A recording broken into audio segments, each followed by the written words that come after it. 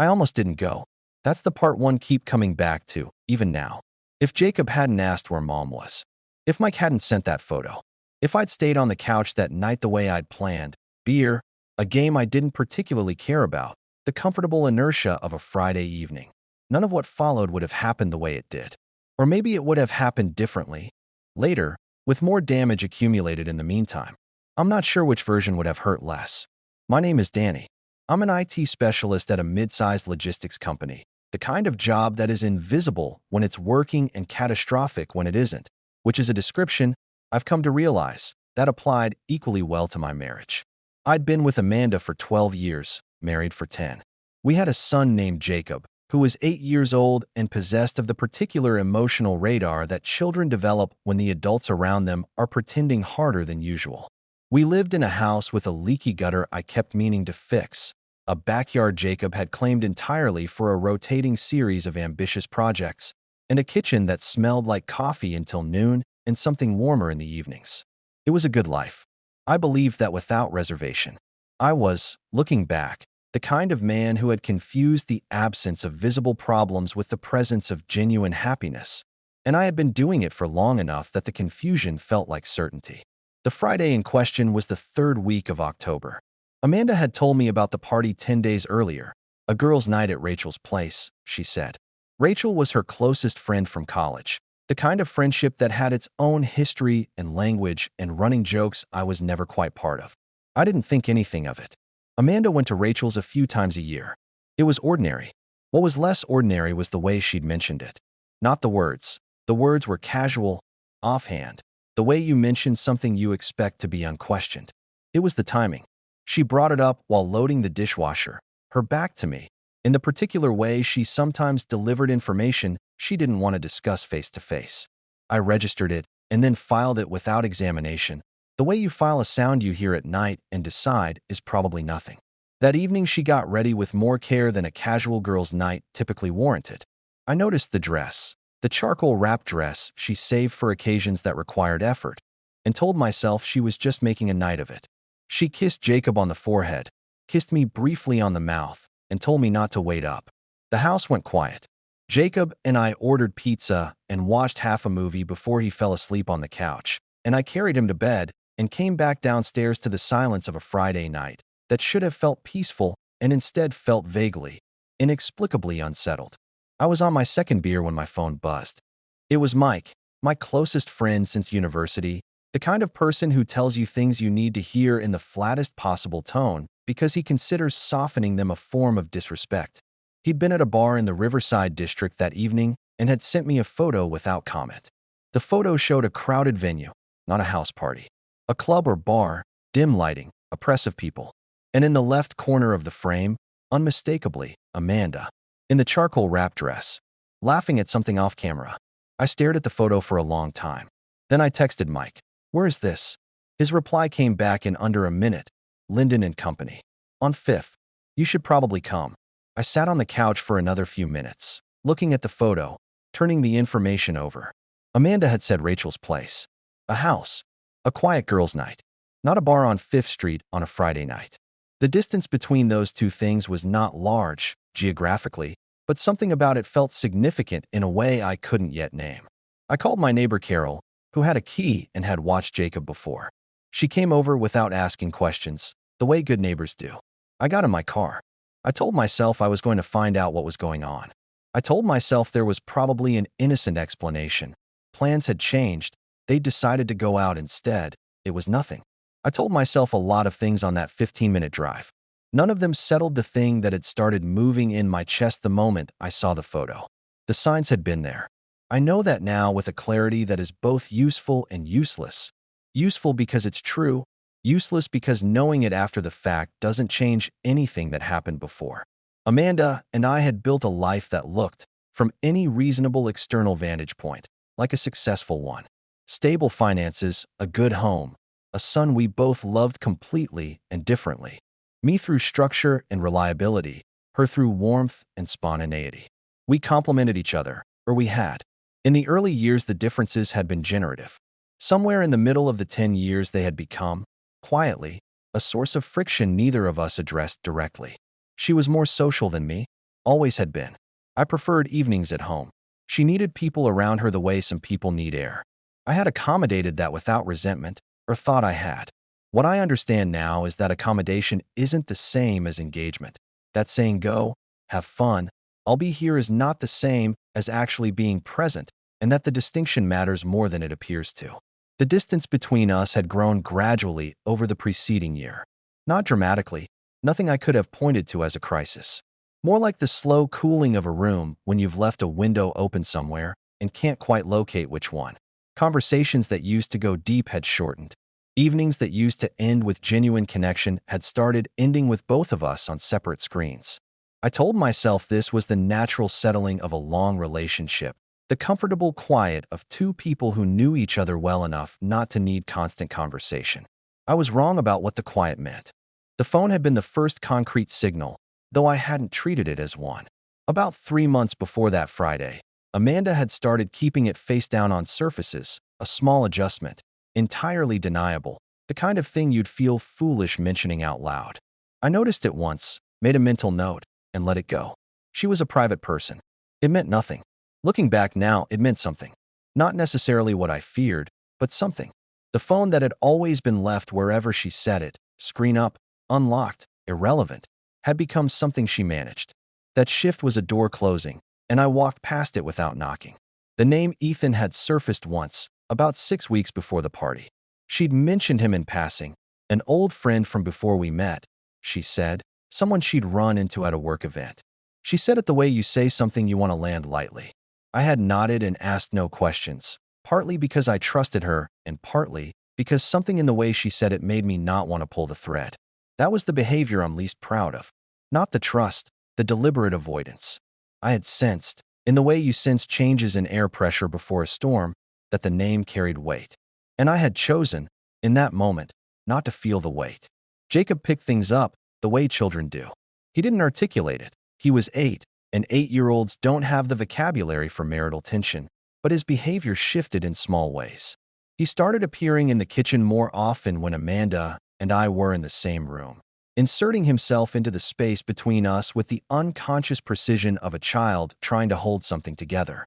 He asked, more than once that autumn, whether Amanda and I were happy. I always said yes. I said it with the confidence of a man who had not yet been given sufficient reason to say anything else. The week before the party, Amanda became harder to reach. Not dramatically. She returned calls and texts, eventually, but the response times lengthened. There were evenings when she was in the same room, and I could feel the distance across it like weather. She was pleasant, functional, present in the logistical sense. But something that used to be available in her, some quality of openness, had retracted. I mentioned it once, carefully. I said I felt like we'd been out of sync lately, and asked if everything was okay. She said she'd been stressed about a project at work. She asked about Jacob's school situation. The conversation moved on, and I let it. And that was the last time I asked directly before everything changed. The party preparations should have told me more than I let them. Amanda had been to Rachel's dozens of times over the years. Girls' nights at Rachel's had a particular texture. Late starts, early finishes, too much wine, and takeout containers left on the counter when she got home. She came back from those evenings slightly flushed and happy in the uncomplicated way of someone who has spent time with people who knew her before she was someone's wife and mother. I had always found it easy to trust those evenings because I understood what they were. This one felt different from the moment she started planning it, though I couldn't have said precisely why. She was vague about the details in a way that wasn't her usual style. Amanda was normally a logistical person. She told you when she was going, where, with whom, approximately when she'd be back. It was habit, not obligation. But when I asked about this particular evening, casually, genuinely, she gave me an edited version. Rachel's place. A few friends. She'd be back by midnight. I asked if I should keep dinner for her. She said she'd eat there. She didn't say who else was coming, and I didn't press, and the conversation ended with a small gap where more information usually lived. I called it vagueness. I should have called it selectivity. The difference is that vague people leave things out by accident.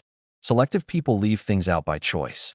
On the Thursday before the party, I came home to find Amanda on a call in the bedroom with the door partially closed. Not fully. She wasn't hiding, or was hiding in a way that maintained plausible deniability. The call ended quickly when she heard me come in. She appeared in the doorway with her phone in her hand and said it was Rachel, finalizing plans for tomorrow. I said fine. I went to check on Jacob. In the kitchen, putting his backpack away, I found myself thinking about the tone of her voice through that door. Low, animated, the particular pitch she used when she was genuinely engaged with a conversation. It was the most alive she'd sounded in weeks. Rachel's name, I thought. Of course. Except I didn't entirely believe it was Rachel. Mike called me that evening. Not about Amanda, just to check in, the way he did periodically. We talked about nothing important for 20 minutes, and at the end he said, almost as an afterthought, "Hey, is Amanda still friends with that guy Ethan? Someone mentioned seeing them together at Murphy's last week." The sentence landed in the middle of a conversation about something else entirely, and I responded with something noncommittal, and we changed the subject. But after I hung up, I sat in the kitchen for a long time, turning the name over. Ethan, the old friend from before we met. The name she'd mentioned once, and I hadn't pulled the thread on. Murphy's was a bar 3 blocks from Amanda's office. Last week was a Tuesday she'd told me she was working late. I didn't confront her. I didn't ask. I did what I had apparently been trained, by years of choosing peace over precision, to do. I filed it. I told myself I'd ask when the moment was right. The moment never arrived before the photo did. Jacob asked me that Friday afternoon, while Amanda was getting ready upstairs, where she was going. I told him Mom was going to see Rachel. He thought about it for a moment and then said, with the unsettling directness of children, "She seems nervous." I looked at him. "Does she?" He shrugged and went back to his drawing. 8 years old, and he had seen it more clearly than I had. Even now, that moment stays with me. Not because of what it revealed about Amanda, but because of what it revealed about me. I had been so committed to the version of my life where everything was fundamentally fine that I had outsourced my own perception to my 8-year-old son, and then set his observation aside too. The photo from Mike arrived at 9:47. I was on the couch. The game was on. The beer was going flat beside me. And the address of everything I thought I knew about my Friday night shifted 2 degrees in a direction I couldn't come back from. Linden and Company was the kind of place that had been a warehouse in a previous life and hadn't entirely forgotten it. Exposed brick, high ceilings, the noise of 100 conversations compressed into a space that amplified everything.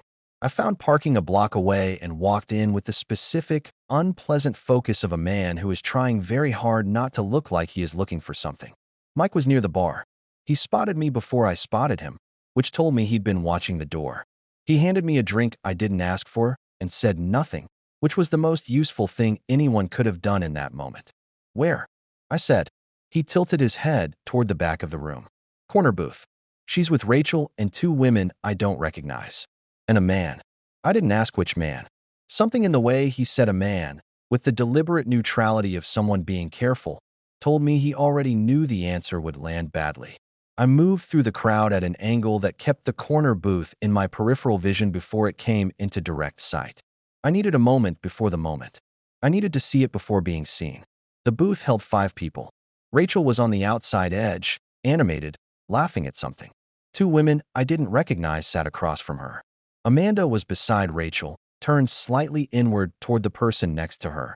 And the person next to her was a man I had never met but somehow recognized immediately. Not his face, the configuration, the angle of Amanda's body toward his, the particular quality of her attention, the full, unguarded attention I had been missing for months, directed entirely at someone else. Something went very still inside me. I hadn't put it into words yet, but something had already broken. That's the thing about certain moments. The understanding arrives before the language does. I knew, standing in that crowd with a drink I wasn't tasting, before I had spoken a single word or heard a single explanation. I made my way to the booth. Rachel saw me first. The expression that crossed her face, surprise, then something more complicated, then a rapid recalibration into careful neutrality, told me everything about her role in the evening. She had known. She had known, and she had said nothing, and she was now doing the rapid arithmetic of someone caught between 2 loyalties. Amanda turned a second later. The color left her face in a way I had never seen before. Not embarrassment, not the flush of being caught in a harmless lie. Something deeper. The look of someone watching a structure they built collapse. "Danny." Her voice was very even. Too even. Hey, I said. Just that. The man beside her, Ethan, I knew without being told, had gone still. He was watching me with a wariness that told me he knew exactly who I was and had known this moment was a possibility. He didn't look guilty in the theatrical sense. He looked like a man who had been waiting for a consequence to arrive and was now measuring its dimensions. I looked at Rachel. Can we talk? I said. Outside. She came without argument. On the sidewalk, in the cold October air, with the noise of the bar muffled behind us, she told me more than I think she'd intended to. Not because I pressed her, but because the guilt had been sitting on her long enough that it came out when the pressure released. Ethan and Amanda had been in contact for several months. It had started as messaging, she said, reconnecting. She didn't know how far it had gone. She said this in a way that suggested she suspected further than she'd verified. She had organized the evening knowing Ethan would be there. She had not told me because Amanda had asked her not to. Did you think about telling me? I asked. She looked at the ground. I thought it would sort itself out. That was the answer that told me the most. Not about Rachel, but about how the situation had been perceived by everyone inside it. An inconvenient truth that might resolve on its own if no one looked at it directly. The same logic I had applied to my own marriage for the better part of a year. I thanked her and went back inside. Amanda was waiting at the edge of the booth when I returned. Ethan had shifted position, closer to the other women, further from her, the body language of a man trying to reduce his surface area in a difficult situation. Rachel slid back into the booth without meeting anyone's eyes. Amanda and I stood facing each other in the middle of the bar noise, and there was a strange formality to it. The formality of a conversation that both people know cannot be undone once it starts. Outside, I said. She followed me without speaking. The street was quieter than I expected for a Friday in October. We stood on the sidewalk a few feet apart, and for a moment neither of us said anything. The cold air made everything feel sharper than it needed to. How long? I said. She wrapped her arms around herself. Danny, how long have you been talking to him? A pause. The specific pause of someone deciding how much truth the moment requires. About 4 months, she said. The messaging started in June. For months. While Jacob was finishing second grade, and I was fixing a client's server infrastructure and making dinner on Wednesdays because it was my night, and doing all the ordinary things that made up a life I thought we were building together, for months. Is it physical? She looked at me directly for the first time since I'd arrived. No. I swear to you, Danny, it hasn't been physical. I believed her. Not because I was naive, but because the way she said it had the specific weight of a truth being offered in place of a worse one. She was not lying about that. What she was telling me, without saying it plainly, was that the 4 months had been something different, something that in some ways cut deeper than a physical encounter because it had been deliberate and sustained and chosen, again and again, over dozens of ordinary evenings while I was on the couch, or helping Jacob with homework, or simply being the life she was retreating from. You told Rachel but not me. I said. I didn't tell Rachel everything. She knew I'd been talking to him. I didn't tell her how much. And what is how much? She was quiet.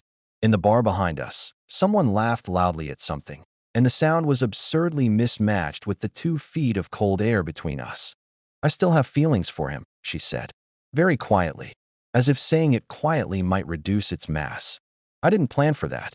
I reached out because I thought it would just be catching up, and then it became something I couldn't stop thinking about. That was the moment. Not the photo, not the bar, not Rachel's sidewalk confession. That sentence. Because it told me something that all the evidence and logistics hadn't quite communicated. She hadn't stumbled into something in a moment of weakness. She had walked toward it, eyes open, over 4 months, and she had known what she was doing and kept going. I stood there and felt something settle inside me. Not rage, not grief, but a cold and clarifying certainty. The kind that comes when you have been uncertain for long enough and the uncertainty finally ends, even though the ending is the worst available option. Do you want to be with him? I asked. She shook her head quickly. No, I don't think so. I love you. I love our family. I know how this looks, Danny, but I don't want to lose what we have. What we have, I repeated.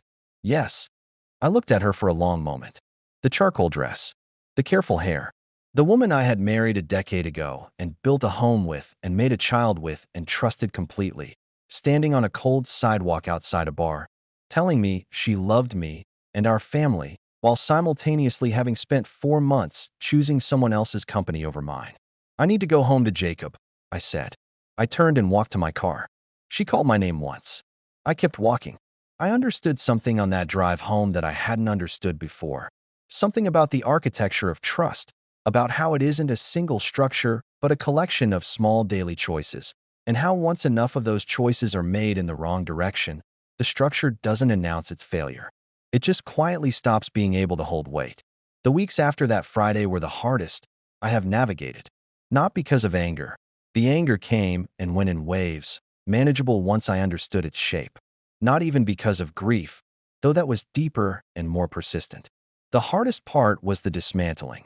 Taking apart the version of my life I had believed in, examining each component honestly, and deciding what to do with what remained.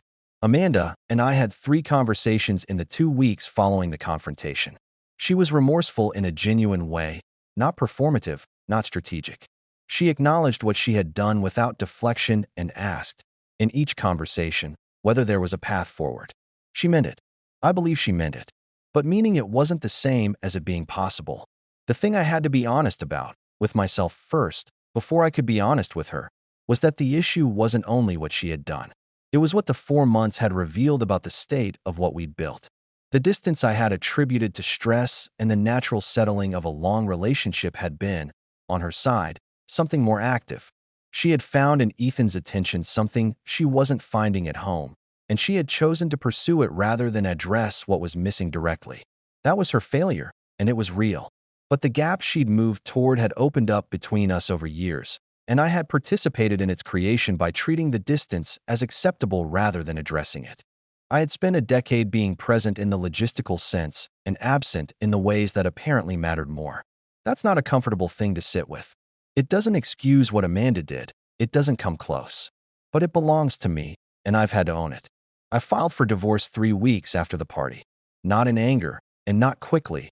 I sat with the decision long enough to be certain it wasn't reactive. What I kept coming back to was Jacob. Not as a reason to stay, but as the most important reason to be honest. Children need their parents to model integrity, not endurance. Staying in a marriage I couldn't rebuild for the sake of not disrupting his life would have taught him something I didn't want him to learn. We told Jacob together. Amanda handled it with more grace than I'd expected, and so did he. In the way children sometimes handle devastating things, with a directness that is both heartbreaking and clarifying. He asked if we would both still be his parents. We both said yes, immediately, and the speed of the answer seemed to satisfy something in him. The divorce was finalized 7 months later. We worked out a custody arrangement that prioritized Jacob's stability above everything else. Alternating weeks, consistent communication, the shared commitment to a child who deserved 2 parents who put him first even when they couldn't put each other first. Rachel and I haven't spoken since that Friday night. I don't carry resentment toward her. She was caught in a situation she handled badly, which is different from being a bad person. The friendship was Amanda's more than mine, and its absence is simply one of the losses the whole thing accumulated. Mike took me out for a beer a month after the divorce was filed. We sat in a quiet bar, not Linden and Company, somewhere with lower ceilings and fewer memories, and he said something I've thought about since. You're going to be fine, you know. Not right away, but you're the kind of person who goes through things properly instead of around them. I didn't know if that was true at the time. I think it might be becoming true. Jacob is doing well. He adapted with a resilience that I take no credit for. It belongs entirely to him. He has started a new, ambitious backyard project involving what he describes as an observation platform, which appears to be an elaborate treehouse that I suspect will require my engineering input at some point. The planning stages have been ongoing for 3 weeks and are, he assures me, nearly complete. Some months after the divorce became final, I met someone, briefly, undramatically, in the way things sometimes happen when you're not looking for them. I won't say more about it than that, because it's too new to carry the weight of description. What I'll say is that I noticed, meeting her, how differently I was paying attention, how present I was in a way I hadn't been in years. The contrast was instructive. Whatever comes next, I intend to build it with my eyes open. What this story ultimately illuminates is the particular danger of comfort. Not comfort as contentment, but comfort as the slow suspension of attention. Danny and Amanda did not arrive at that Friday night through a single failure or a dramatic turning point. They arrived there through years of accumulated small abdications, conversations not had, distances not named, signals registered and then deliberately unfiled. The affair, if 4 months of emotional intimacy can be called that, was not the cause of the marriage's collapse. It was the symptom of a collapse that had been quietly underway for much longer. Amanda's choices carry the clear moral weight of the story. She made a decision, and kept making it, daily, over 4 months, to seek emotional sustenance from someone outside her marriage rather than addressing the deficit directly with her husband. The sustained nature of that choice is what distinguishes it from a moment of weakness. Ethan did not happen to her. She constructed the conditions for him, maintained them carefully, and protected them with selective disclosure and a network of social cover that included Rachel's complicity. Whatever the genuine pain behind her actions, and the loneliness she described on that sidewalk was probably real, the method she chose to address it caused a damage that good intentions afterward couldn't repair. What complicates the moral picture, and what the story handles honestly, is Danny's own role in the distance. He was present in every logistical and structural sense, providing, reliable, consistent. What he was not, and what he acknowledges without excusing Amanda's response to it, was genuinely attentive. The phone left face down, the name Ethan mentioned once and not followed up on, Jacob's observation that Amanda seemed nervous. Danny had access to all of these signals and chose, repeatedly, the interpretation that required less of him. This is not equivalent to what Amanda did, but it is not nothing, and the story is stronger for refusing to pretend it is. The point of no return, when examined closely, was not the party or the confrontation, it was the sidewalk. The moment Amanda said she still had feelings for Ethan was the moment the conversation about reconciliation became structurally impossible, not because feelings are unforgivable, but because of what they revealed, that the 4 months had not been a lapse, but a sustained emotional migration. You can forgive a mistake. You cannot rebuild from a migration that the other person hasn't fully returned from. Danny's decision to divorce, made slowly, without rage, with Jacob's well-being as the primary framework, is the story's moral center. It is not the triumph of anger or the collapse into defeat. It is the decision of a man who has done the honest accounting of what can and cannot be reconstructed, and has chosen integrity over endurance. The distinction matters. Endurance in a broken marriage is a form of slow dishonesty. Integrity, in this context, required the harder courage of ending something that had been real in order to make space for something that could be real again. What I keep thinking about, sitting with this story, is Jacob asking whether Amanda seemed nervous. 8 years old, and he saw it. Children always see it. They just don't have the framework to name it, or the permission to say it out loud. We adults develop extraordinary machinery for not seeing. We call it trust, or maturity, or giving people space. Sometimes it is those things. Sometimes it's just fear dressed in respectable clothing. The hardest part of Danny's story isn't the betrayal. It's the recognition that the door had been slightly open for a long time, and he had walked past it, not because he was blind, but because opening it meant something would change. Something did change anyway. It always does.